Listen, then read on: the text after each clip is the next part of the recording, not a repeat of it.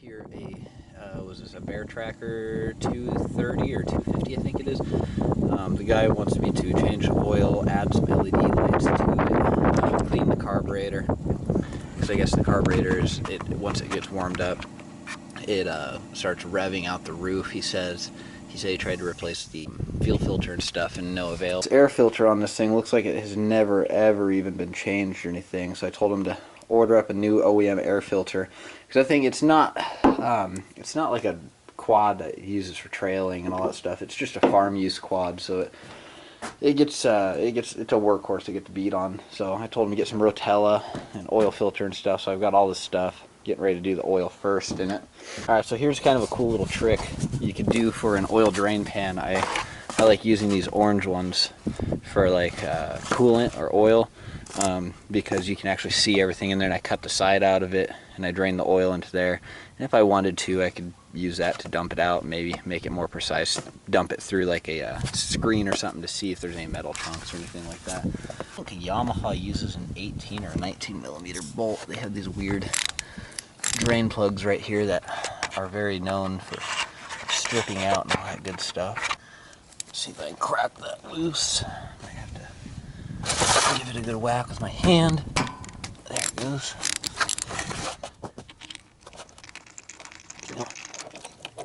You should have a filter and a screen, just like the Warriors and the Raptors. Yep, that's exactly what I thought. Alright, so while that drains out, what we'll do, I like to look at these screens first of all, which I don't see any metal shavings or anything in there.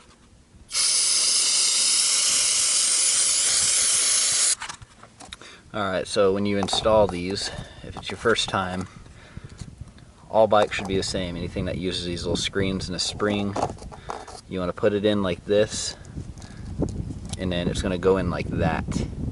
And then you want to put those in there like that.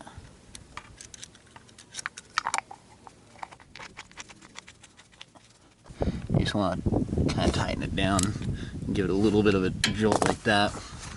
Because what happens is those drain plugs, in my opinion, are absolute garbage. How they design them, how Yamaha does that. I don't know why they do that. They do that with their 350 Raptors, their 660 Raptors, their Big Bears, and their Bear Trackers and stuff. So I'm trying to open off my camera roller. Oh, I got 10 more. Yeah, I saw I was getting a YouTube views on this video for the channel finally. It seems to be after going, so I didn't expect it to be. I thought, why not start uploading to it? Let's see. Filter sheet. There we go. Other YouTube, it looks like a like this, why not start getting my own into this channel, just going up like that, but some videos are like 130,000 views on that. It's the one with the drill battery replacement. So I was interesting, I think that they would really see that common. What's up, Lynn?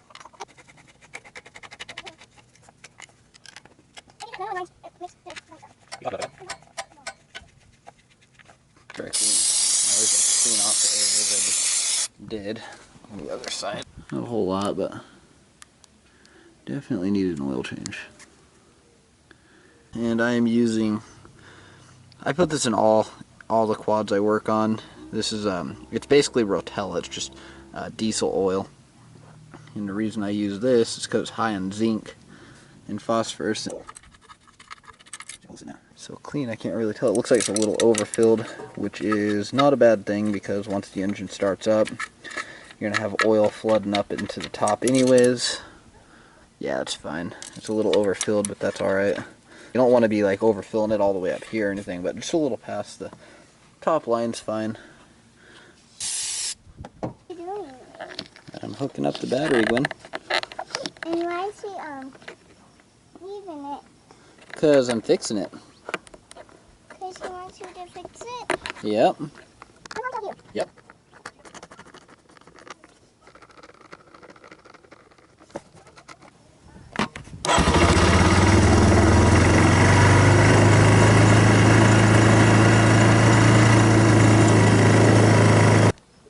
Alright, now I'm going to have to pull this tank off, pull the carburetor off, because this thing, when it starts up, sorry.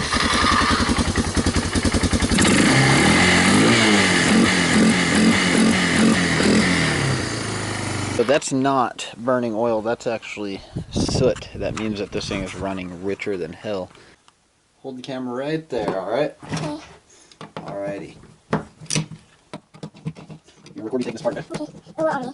What's that going around me? There's gasoline. Oh. Alright, see how the inside of this carburetor looks. Okay.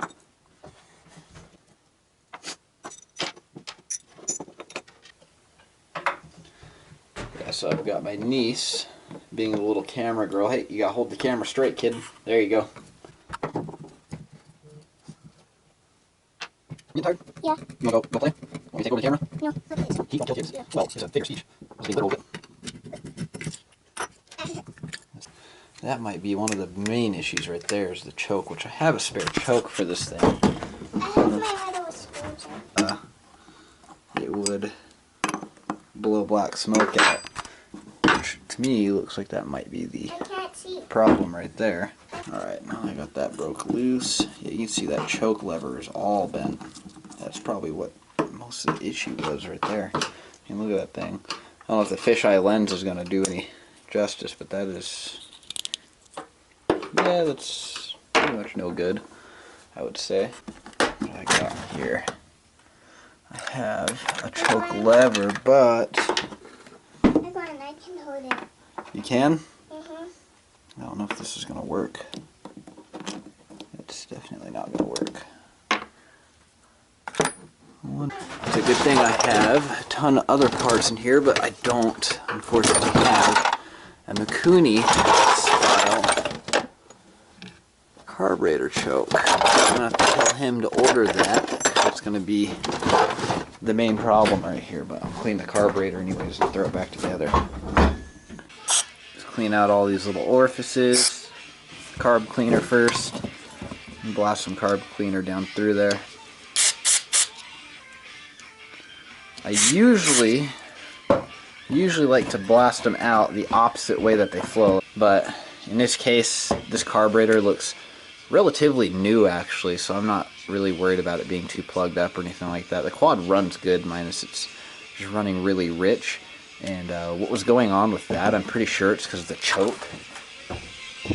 I don't know how well the camera is going to show it, but the choke is really bent. Alright, so setting these idle mixture screws, you turn them in all the way, and then you do 1 and then 2, usually 2.5 is good enough for them. That's usually how I always set them. That's how most people set them. It seems to run fine like that. You know, if it's a sport bike or something like that, with FCR carb or anything like that, it's going to be a little more finicky. But most carburetors, you just 2.5 turns out, and that's all you need after you turn it in all the way, seat it, unscrew it 2.5 turns. Alright, sorry I didn't take the video of me actually assembling this and all that, but I did take a time lapse on my phone, and I realized the camera was, you know, tilted. But anyways, I'm going to throw that back on, and just waiting on this. Probably won't be here till about Tuesday or Wednesday or something. That and a few other little parts for the quad are coming in. So yeah. This carburetor's been replaced not too long ago by somebody, and whoever did it, I don't know if it was them or if it was the previous owner or if it was the current owner that bent the choke lever or not, but it definitely had a bent choke lever. I give it to Eric the car guy and everybody else that does this. I want to see what time you did on your computer. You want to see what? What time you did on your computer? Oh, I'll tell you, okay? Okay. Alright. She's been dying to see the videos that I've been making. I've had people ask me why I do videos at night, and a lot of time is because, well, one, I live in Arizona, so it's hot as hell during the daytime. I mean, today our high was, I think, 108 or 107, something like that. It was ridiculous. And then in the wintertime, the sun goes down at like 5 p.m., so it's like, you know, I can't really get a break. Because by the time I get home and I'm able to make a video or do something, like I said, it's usually too late or something to that effect. But yeah, that's why. But it is also kind of nice to do videos at night because you don't have people bugging you and stuff. And, well, for the most part anyways. But then there's those times when I do, somebody, they come over or something and then interrupt my video. Who did this? Definitely not OEM, but like I said, it works. Because I like things whenever it leaves my house.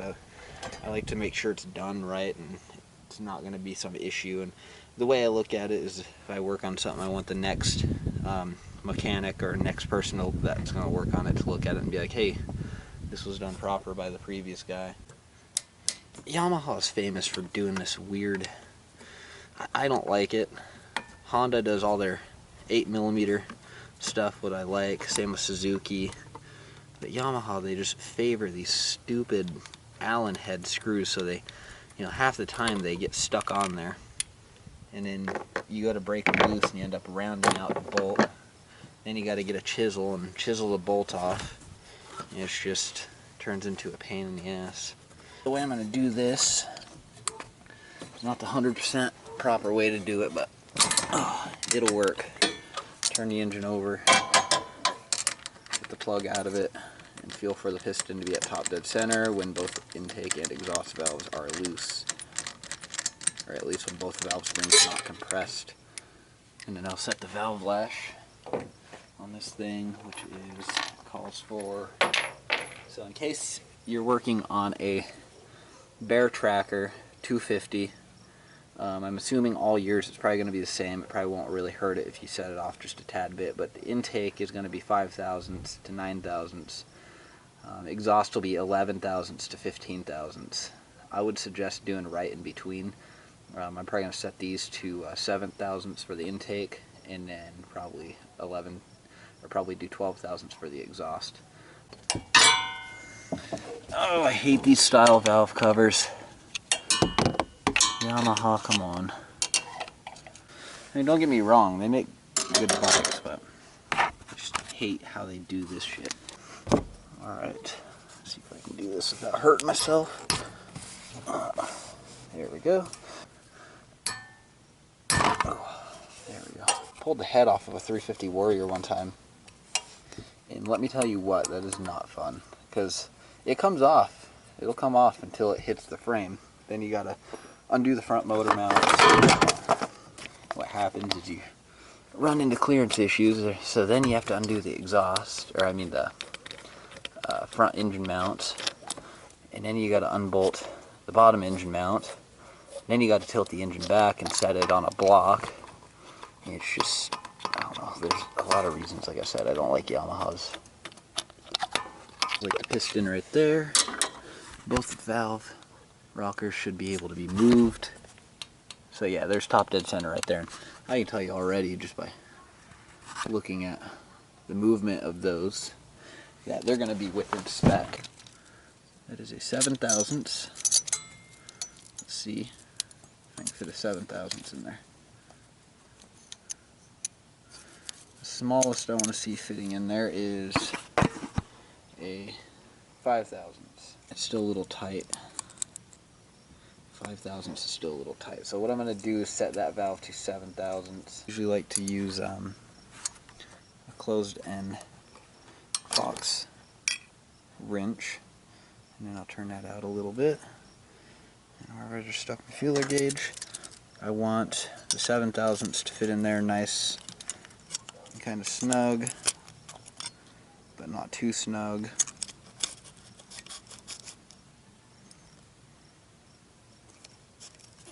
That's perfect right there. And then what I'll do is I'll put the wrench on here, and it's kind of hard to do because I got a camera in one hand, but actually it looks like it's going to cooperate with me. Usually I'll square drive with a pair of vice grips and snug that 10mm down. You don't want to crank it down super hard, but you just want to tighten it down just enough to where it's not going to come loose and cause a catastrophic failure. So there we go. I'd say like maybe 10 foot-pounds or so. Oh, it's a little tight. There's a 12 thousandths. I want to set a 12 in there. Oh, without dropping things. Just have some drag on the feeler gauge.